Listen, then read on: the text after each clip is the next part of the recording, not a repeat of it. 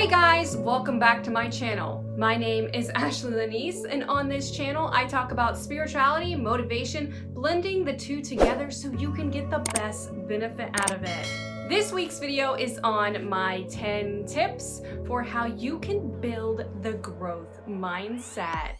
Stick around to the end of this video where I share my final tip on how you can build that growth mindset and start going for your goals and learning through the mistakes you make along the way. Let's get started. Tip number 1 is it is important to know what the growth mindset is and what it isn't. Whenever you hear the word growth mindset, you need to think learning, growing, and improving. The growth mindset is the inner belief that you can get your goals regardless of failure. Because the growth mindset is about process, practice, and putting in the work to teach you how to get there. It is less about natural talent and it is more about learned talent. People who harness the growth mindset believe that talents and skills can be developed over time. And when they've done studies, people with the growth mindset are more likely to have success in their life. Because the focus of the growth mindset is on learning and not image. The growth mindset was coined by Carol Dweck in 2007 and has since emerged this huge new outlook on how we view success. The opposite of the growth mindset is called the fixed mindset. And the fixed mindset believes that your skills, talents, and abilities are predetermined. They believe that you were born with a maximum capacity for skills you can learn, talents, intelligence levels, all of that. The fixed mindset is concerned with image. They're less likely to want to make mistakes in front of others because they want to always appear successful, which makes them reluctant to take those risks. They believe learning something new should be this effortless process, and if it's not effortless, then that means that you just don't have the knack for that. The fixed mindset thinks that challenges are detrimental. However, the growth mindset thinks that challenges are an opportunity for success. I am going to list out 5 differences between the growth mindset and the fixed mindset so that you can solidify in your brain the yin and yang energies of both of these mindsets. Comparison number 1 is the growth mindset sees criticism as helpful, and the fixed mindset sees criticism as a threat and a personal attack towards them and their abilities. Difference number 2 is that the growth mindset sees other people's successes as something to cheer on, whereas the fixed mindset sees other people's successes as a threat to their own success. The third difference is the growth mindset thinks that skills and talents can be developed, and the fixed mindset thinks that skills and talents are something you were born with. The fourth difference is the growth mindset embraces challenge and the fixed mindset avoids challenge. The final difference is the growth mindset keeps going through failure and hardship, and the fixed mindset stops through failure and hardship. That leads me to tip number 2 for how to build the growth mindset is understand that the growth mindset is not just a positive outlook on life. This was very crucial for me because I feel like I kind of put the two together. And when you really understand that the growth mindset is about learning and not about your outlook on life, then you can really compartmentalize the differences between the two. When you hear growth mindset, think the word growth means learning. When you hear positive mindset, think outlook on life. The growth mindset is focused on building talents, skills, and abilities, whereas a positive mindset is all about looking on the brighter side of life to bring in more positive energy to your life. They are very similar. However, the growth mindset does not guarantee that you will have positive outcomes. It guarantees that you will remain upon the path and become flexible as you go for your goal. The growth mindset prepares you to shift strategy as you learn. The growth mindset wants you to get to a positive outlook, but it is not set in stone. The growth mindset is not about believing good things will happen and then good things come your way. It is more about putting in the work and having the endurance to keep going even when you don't see a positive outcome. Tip number 3 for how to build the growth mindset is scale the growth mindset. The way that the fixed mindset and the growth mindset work is it is a spectrum. Think of the growth mindset and the fixed mindset as different areas of your life. You might be more inclined to be more growth mindset, and different areas of your life you might buy more into the fixed mindset. When you scale where you land percentage-wise, then you can move forward and start to build more and more. For instance, I would say that I believe that I am more towards the growth mindset, but I would say that I'm 80% growth mindset. So I still hold 20% of that fixed mindset in some of my belief systems. Once you understand where you are, you can then transcend and build and abolish all of those fixed mindset ideologies and move forward to become super expansive in your growth mindset process. Tip number 4 is ask yourself why you want to build the growth mindset at this point in your life. When you do that, you anchor yourself to your reason why you've searched this video and decided to watch it. For instance, the reason why I decided I wanted to learn about the growth mindset is because I feel like I have certain fixed mindsets when it even comes to learning new things in relationships. I want to be a better friend, daughter, student, coworker, lover, sister when it comes to the growth mindset. I want to not get trapped in thinking, oh, people are always going to be this way, and I want to find techniques that teach me how to break from that mold and learn that there's new charismatic tactics I can bring into my life and new mental health things I can learn so that I don't perpetuate continual relationships that aren't healthy for me. When you establish why you want to build the growth mindset, what that does is it attaches you to your passion. And then once you're attached to your passion, you will be more hooked on building that growth mindset.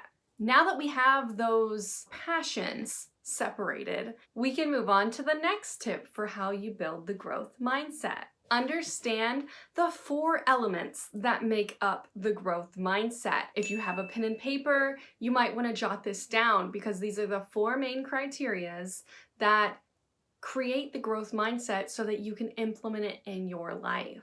The first element is see failure as a part of the learning process. The second element is embrace challenges. The third element is put in the work. And the fourth element is develop new strategies to overcome the challenges. Once you have all 4 of those, going forward, when you implement the growth mindset, keeping those core key elements in the forefront of your mind will then build that belief system that says you can grow any talent or skill that you put your mind to. Tip number 6 for how to build the growth mindset is understand that your attitude towards learning is more crucial than the effort that you put in when you are learning. If you have a nasty attitude towards learning math,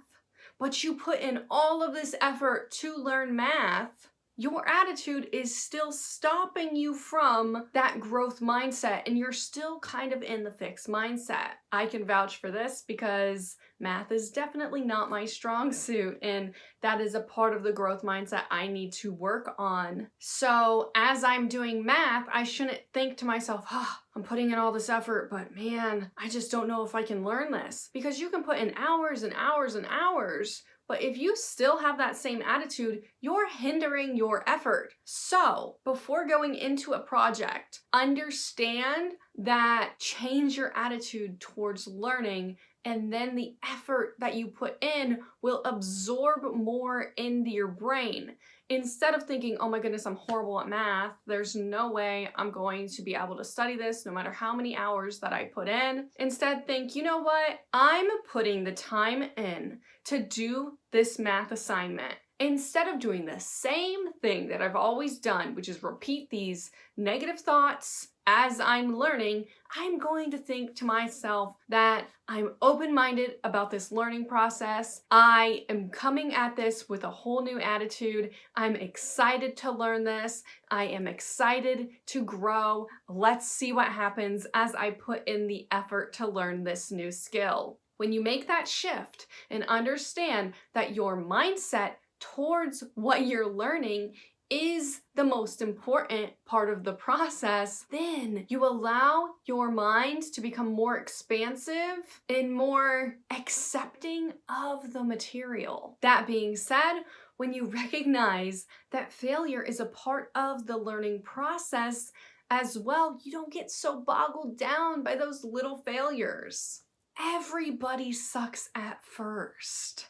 The best athletes, the best chefs, all started out not being that great. Those are the things that you don't see. And it's really easy for us in society to think, oh, it just came naturally because we weren't there when they woke up at 5 in the morning every single day to learn how to shoot those hoops or to learn how to make those desserts. Those people who were quote unquote the best at certain things had a very open mind when they first started learning how to become that chef or become that athlete.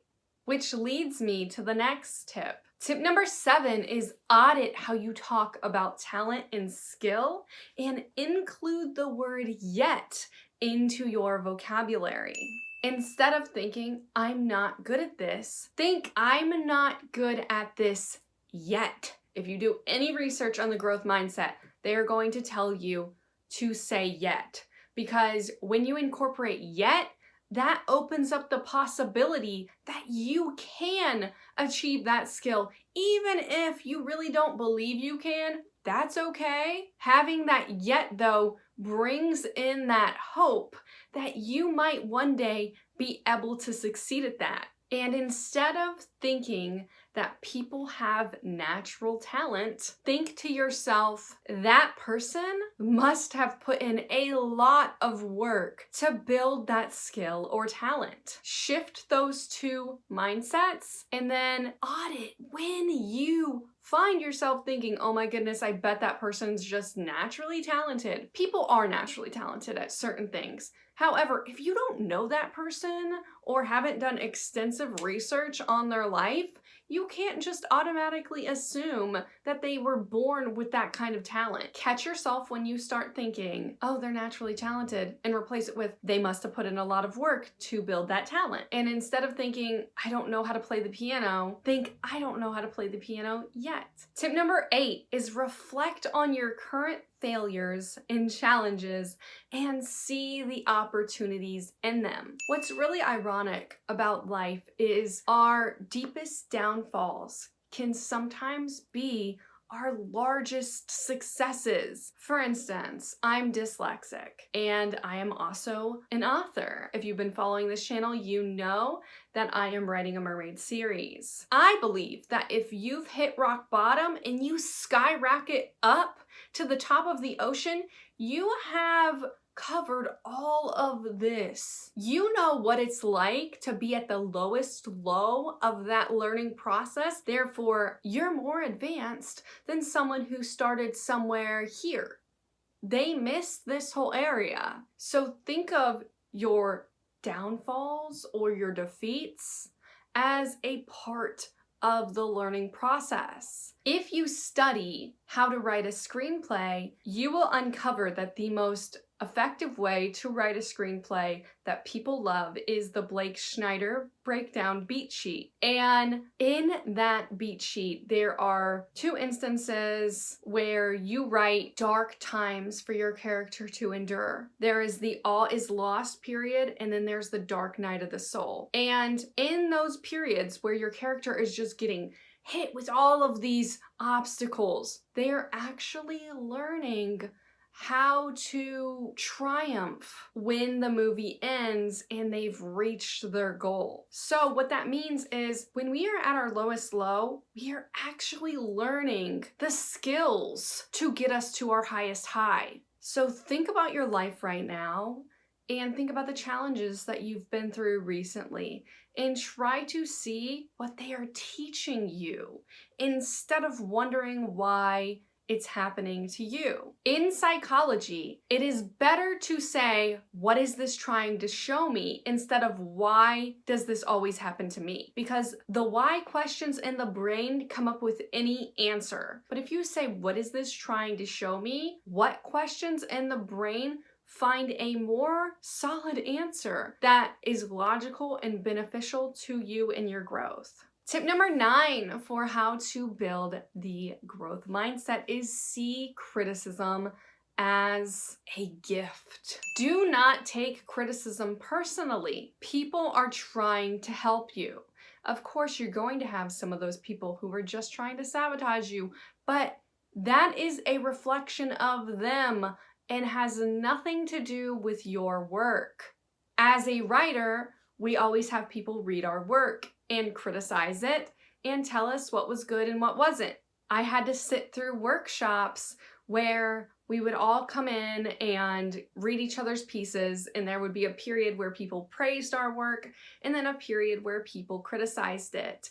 If you keep hearing the same criticism 3 times, that means you should probably take that into consideration, because if a small room full of people is saying that your character isn't believable because they're talking in big terminology and you're trying to write in the perspective of a 7-year-old, you might want to go in and change that. Do not take criticism and start making excuses for yourself. That is literally one of my pet peeves. Being in writer workshops, people would be like, well, I wrote it that way because my character read the dictionary for years and years. Like, okay, if that's the case, put it in there. Add 2 sentences where you say she is some dictionary fanatic or something, but don't think of criticism as a personal attack, because people don't know. How could they know that you built that into that character if you never wrote it in? So criticism is designed to help you. And it makes a lot of sense that criticism seems like a threat with the fixed mindset, because the fixed mindset thinks you're born with a certain skill level.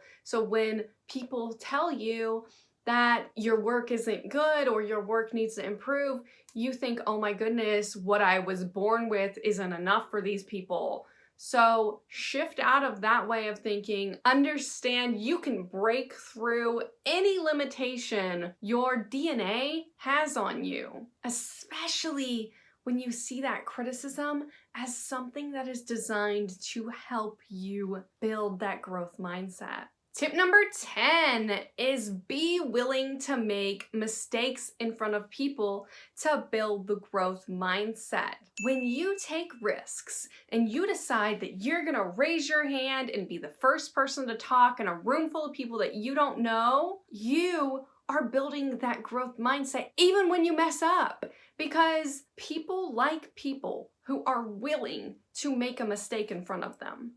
We find it so human and so relatable. So when you decide mistakes are designed to help you and they are a part of the learning process and they also build your charisma and build rapport, you become a more likable person, a more confident person, and a person that fully encapsulates that growth mindset. That's all I have for you guys today. Thank you so much for watching this video until the end. You are a rock star. If you like this video or this video was helpful, feel free to give it a like, subscribe to my channel as I post new videos every Monday, and I will see you guys in the next video.